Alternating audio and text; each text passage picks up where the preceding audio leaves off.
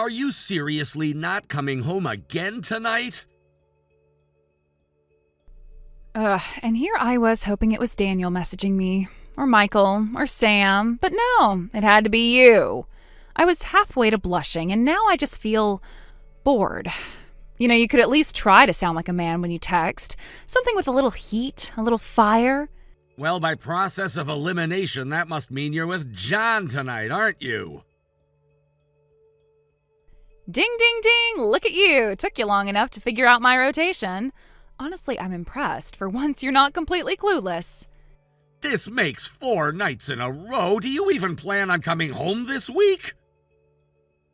You say that like I live there. That house is more your sad little cave than a home. And honestly, between you nagging me and John booking us that suite next weekend, why would I bother? Yeah, how stupid of me to expect common courtesy from you. By the way, you left divorce papers on the table yesterday. Now you're texting like none of that happened? Oh, that? Please, that was a penalty. You didn't have dinner ready when I came home, and the living room was a disaster. Honestly, the vibe was off. I just thought you needed a reminder of how easily I can destroy you. You can't keep threatening divorce every time you get annoyed. It's manipulative and exhausting. Oh, I'm sorry. Are you not enjoying the emotional roller coaster that is being married to me? I'm the one deciding not to divorce you, and that's the real gift here. You should be thanking me for my mercy. Mercy? You cheat openly, you vanish for days at a time, and now you're claiming it's a favor to stay married? Yes, because I could destroy your life with a single signature. Let's not forget you work for my father's company. You lose me, you lose the family, the connections, your career, and the nice shiny title they let you pretend you earned. You really think I married you for your last name? I think you enjoyed what came with it. You got the car, the promotion, the sleek new wardrobe. You became someone people actually noticed, and it's all thanks to me. And now, in return, I get to live exactly how I want, doing what I want with who I want. First of all, whom? Second, does this mean you're saying I should accept all of this just so I can keep a job? No, I'm saying you should stay in your lane. Be a good little boy. Keep your mouth shut and keep collecting your perks. I get John tonight, Daniel in the morning, and Michael on Sunday. And you? You get to keep pretending we're some kind of power couple. Isn't that enough? You're flaunting your affairs like they're status symbols. You do realize infidelity has legal consequences, right? Oh my God, the drama. Go ahead, call a lawyer. Let's see who wins that war. You'd better have deep pockets and thicker skin than you've shown so far. I'm not afraid of you. Not anymore. You should be. You divorce me, you don't just walk away. You fall. You fall all the way down. No job, no support, no future. And the best part? No one will care. Because everyone in that company knows who really holds the power, and spoiler alert, it's not you. Maybe I'd rather lose everything than keep living like this. Did you ever think about that? Oh, please, you've gotten used to the taste of luxury. You're not walking away from that. I'm giving you a deal. Keep your mouth shut, stop playing the wounded puppy, and let me live my life. You make one wrong move, one pathetic little complaint, and the next time the divorce papers won't be symbolic. They'll be certified, signed, and filed.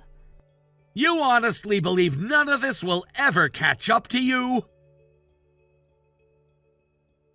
What can I say? I'm untouchable. You're just the man who married too far above his station and couldn't keep up. So do yourself a favor and stop embarrassing both of us. Now, if you'll excuse me, John just got back with the wine and strawberries. Try not to cry yourself to sleep again. It's getting tedious.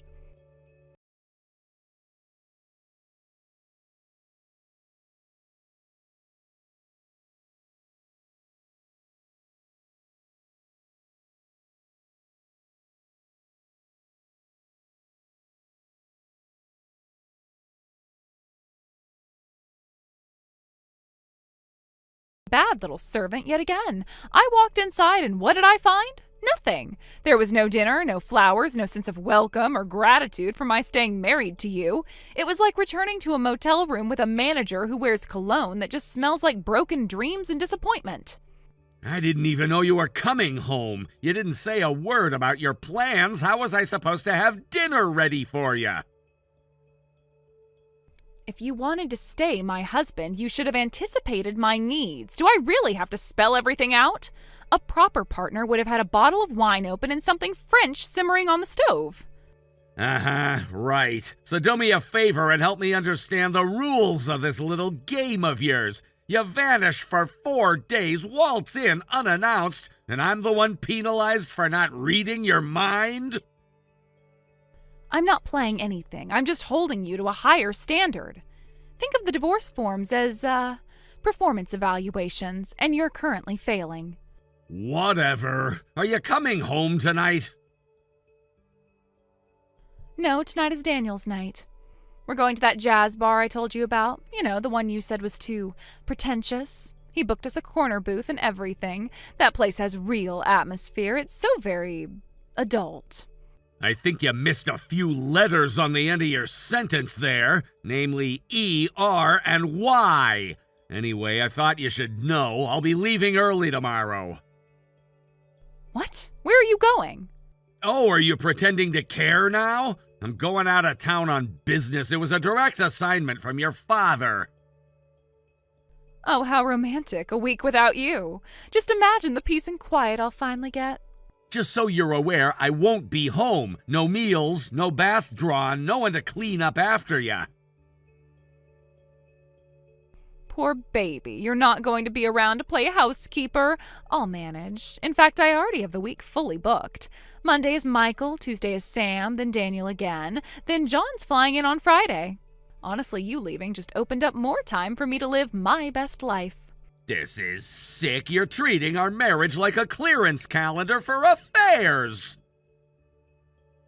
And you're still pretending it's a marriage. That's cute. You really don't see how close this is to collapsing from beneath you. Oh, I see it just fine, but you're not going anywhere.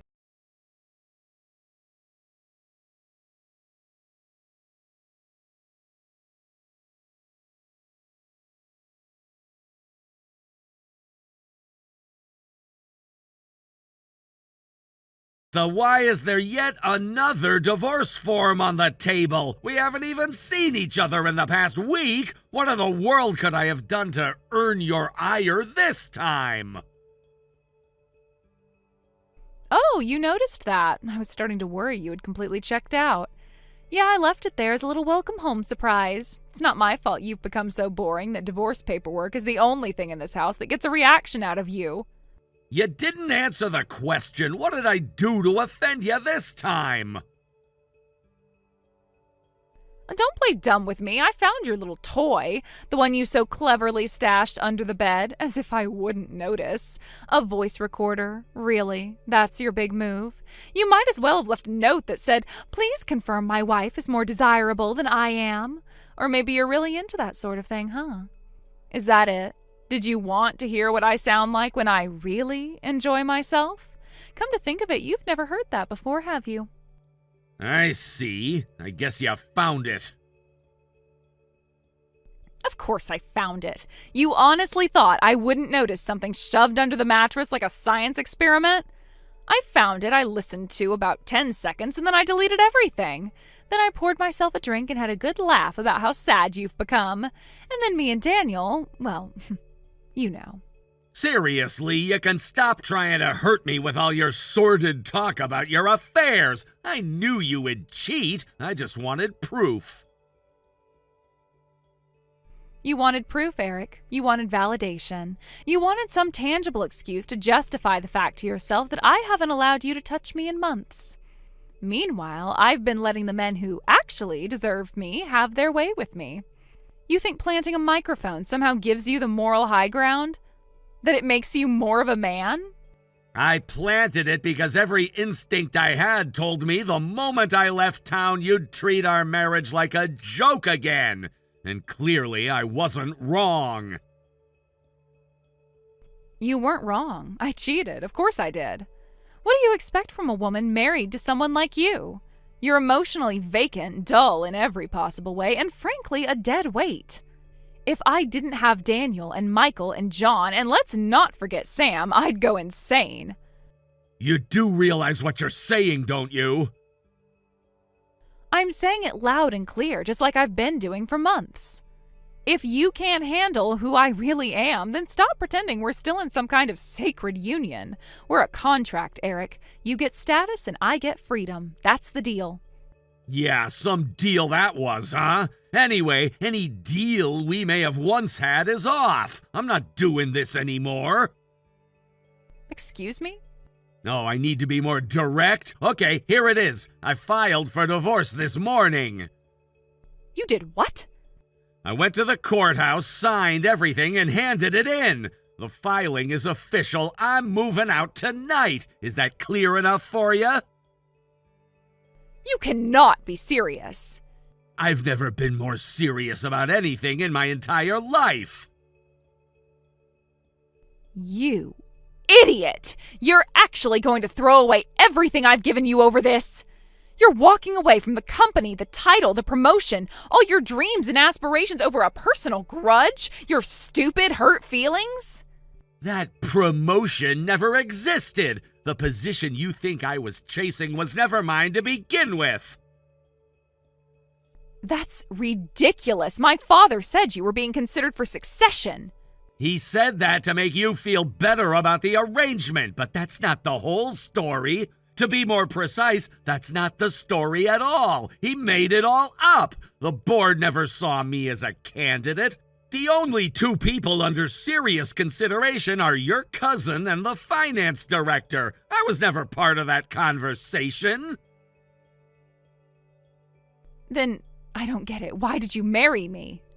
Because my grandmother and your mother have been close friends for over 40 years. They thought that the two of us would do well together, and since we were both single at the time, they decided to set us up.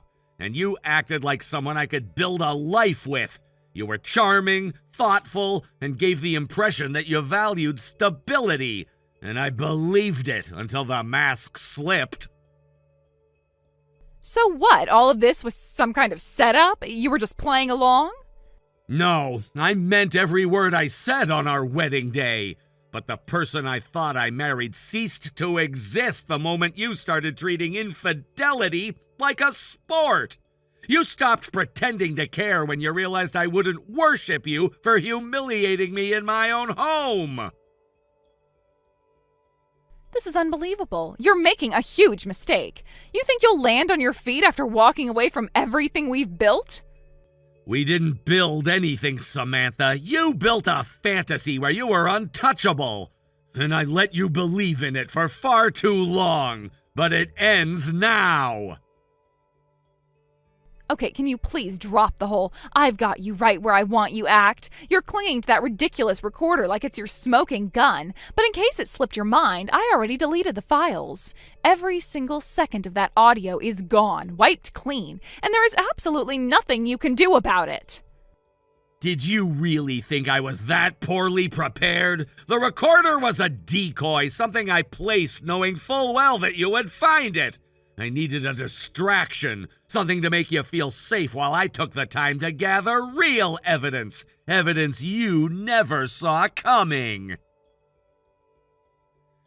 What the hell are you talking about? What real evidence? Don't tell me you're going to invent something now just to feel powerful for once in your life. There were 2 hidden cameras you never noticed, and both were recording for weeks. One was placed inside the bookshelf in the office, nestled between the old legal manuals you never bothered to touch. The other was disguised as an air purifier in the corner of the bedroom, quietly documenting everything without drawing a second glance. That's a lie. You're making this up. You don't have the guts to actually go that far. I don't need you to believe me. The footage speaks for itself. Michael giving you a back massage on our bed, John pouring champagne while you danced in your robe, Daniel sitting at my desk with his feet up like he owned the place. Every moment is captured, clearly dated, and backed with sound. You seriously installed surveillance equipment without telling me?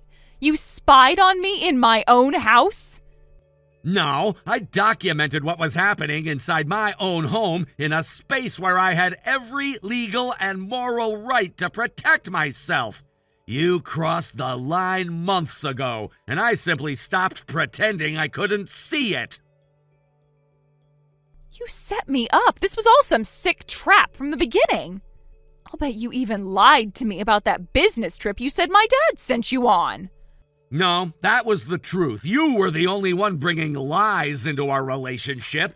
And as for the spying allegations, you gave me no choice. I tried talking to you, reasoning with you, even ignoring the first few signs. But the moment you started giving me your adulterous itinerary every time I was out of the house for a few hours, I realized there was nothing left to salvage. So yes, I documented what I needed to, because I knew you would never stop unless someone forced you to.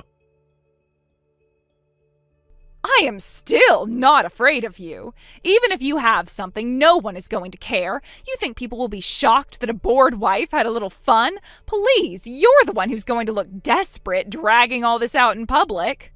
I'm not dragging anything. From this point forward, I won't be speaking to you directly again. All communication will go through my attorney.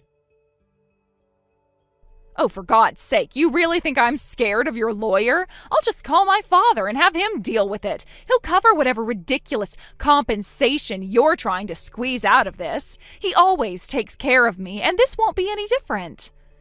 That's where you're wrong. Your father already knows. We sat down last week, just the two of us, and I showed him all the photos, footage, and time-stamped logs of your activities. He didn't argue. He didn't deny it. He looked me in the eye and said, I spoiled her too long. Let her clean up her own mess this time. You went behind my back and talked to my father? I didn't go behind your back. I did what any man would do when his reputation, livelihood, and name were being dragged through the mud by the woman who was supposed to be his partner. Your father said you needed to face the consequences for once in your life, and that he would no longer be shielding you from the fallout. He was very clear about that. No, he wouldn't say that. He's always backed me. He doesn't just cut me off like that. He has, and I think deep down you know exactly why. Eric, listen to me. Maybe we don't have to go through with this. I was actually planning to come home next week. I've been thinking a lot, and I might finally be ready to settle down. Yeah, I think it's time to stop all of this. We can start fresh, just the two of us. We can put this all behind us and live happily ever after. You had every opportunity to make our marriage a happily ever after story from the very beginning, and each time you chose your own selfish desires over me. I don't believe a word of this. You're not ready to settle down. You're just afraid of facing the consequences. That's not true. We had good moments, right? You're willing to throw all of that away? What we had was a performance, and I'm finally stepping off the stage. Then let's talk at least, face to face. No lawyers, just us. My attorney's name and contact information are in the letter I left on the living room table. If you have anything further to say, you can direct it to him. Eric, please, wait. Just talk to me. One more conversation. We don't have to end it like this.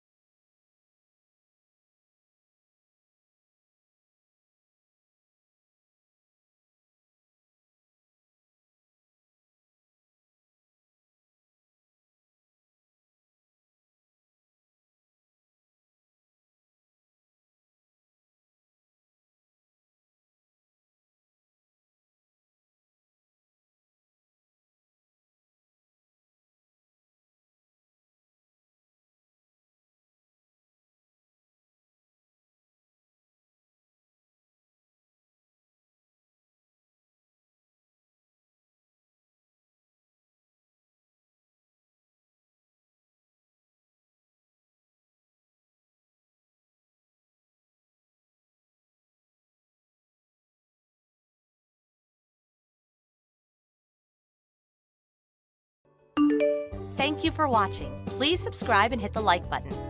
See you next time.